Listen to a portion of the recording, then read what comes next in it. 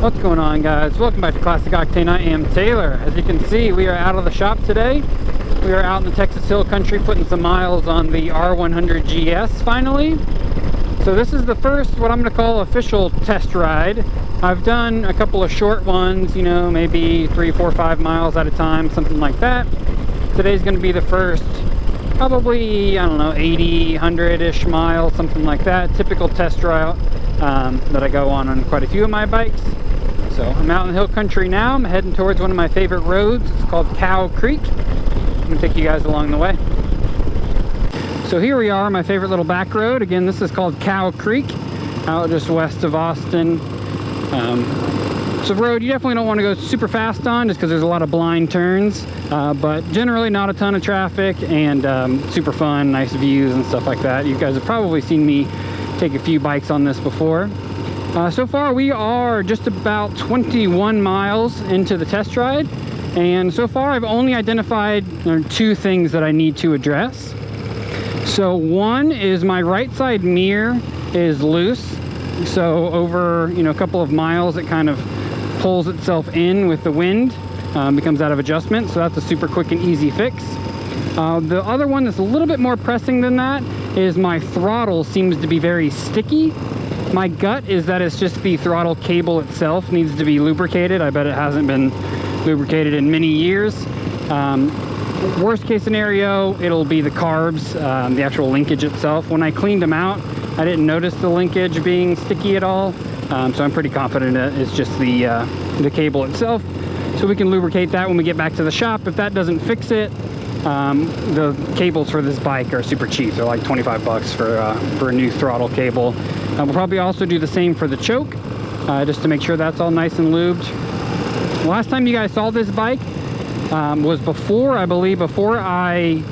got the speedometer repaired. So I sent the speedometer out actually to a local place here. It's called Overseas Speedometer.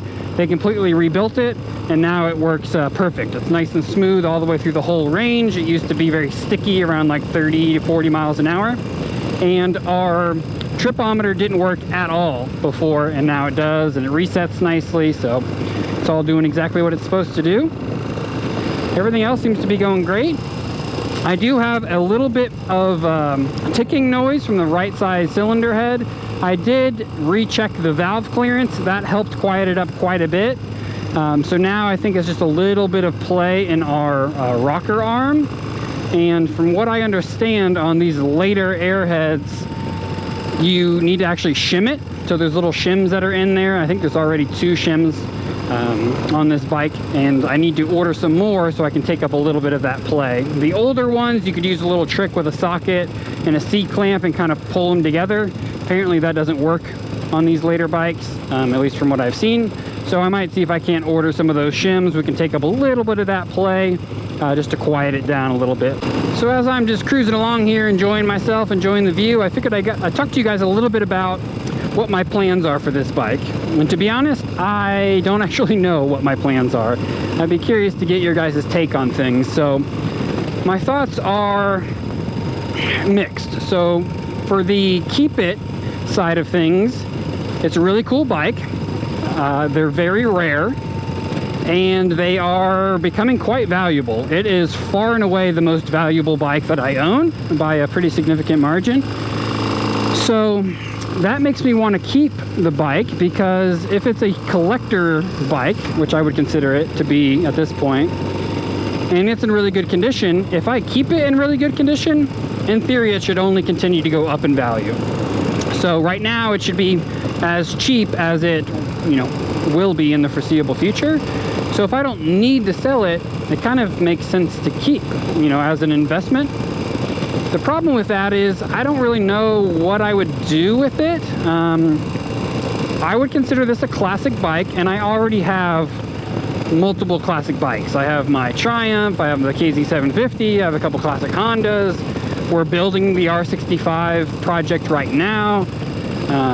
There's quite a few bikes that if I wanted to go on a ride on a classic bike, I have a lot of other options. If I wanted to ride on a more modern bike than that, I have a much more modern bike than this that you guys haven't seen yet. That is an adventure bike.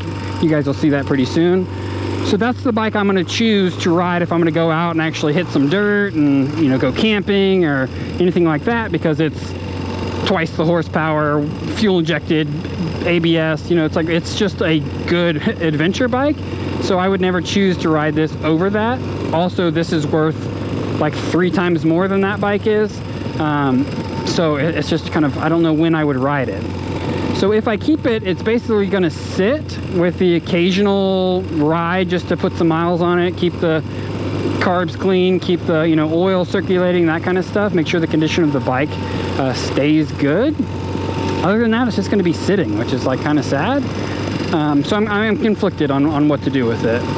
As of right now, I'm just going to kind of enjoy it, take it on some rides like this, but I am curious of what you guys think we should do.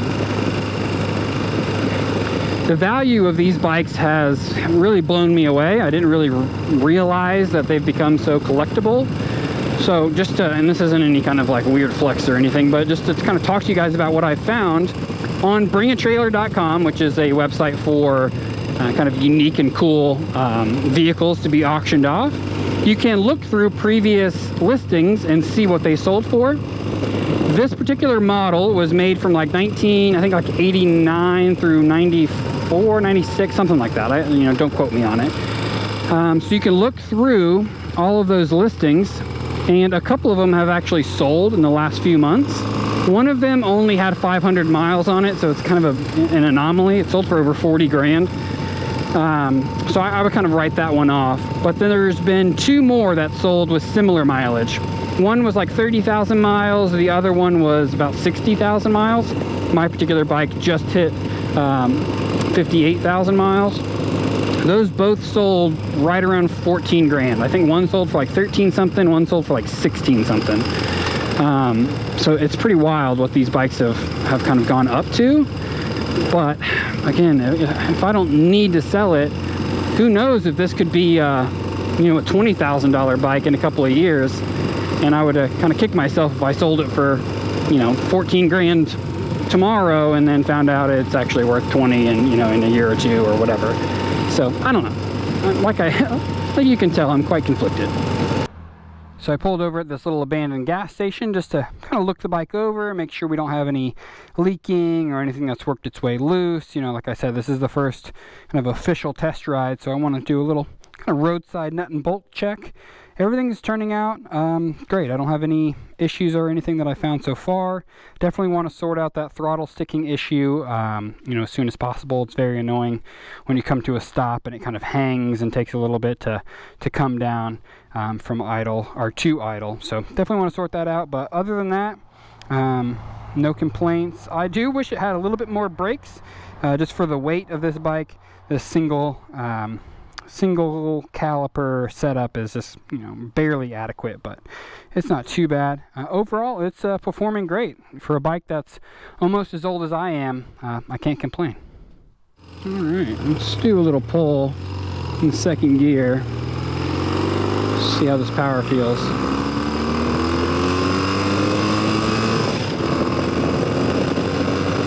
That's 70. That's not bad. I mean, some people say these bikes are a little bit underpowered, but I would call that very adequate. I would call it quick. You know, you're not going to throw anybody off the back or pull the front tire off the ground. But for you know, almost 500-pound bike, I think the power is just fine. Plenty to get up to highway speeds. It loves to cruise about 65, 70, and roughly about 4,000 RPMs or so. Super comfortable, everything you'd expect from a GS BMW. You know, you can ride it all day, it's not going to beat you up. I'm going to head to this little off-road spot. I'm going to just take it on this tiny little gravel. Don't get too excited, I'm not going to be doing any kind of crazy adventure ride on it, but I just want to take it to this little kind of off-road gravel spot, just to get some cool pictures. You guys will see that on my Instagram. Make sure to follow me there if you don't already. So let's go check it out. We made it out to the picture spot, no problem at all. I am going to mess with the idle mixture adjustments a little bit when I get home. I want to richen up that circuit to see if that also helps our hanging idle a little bit.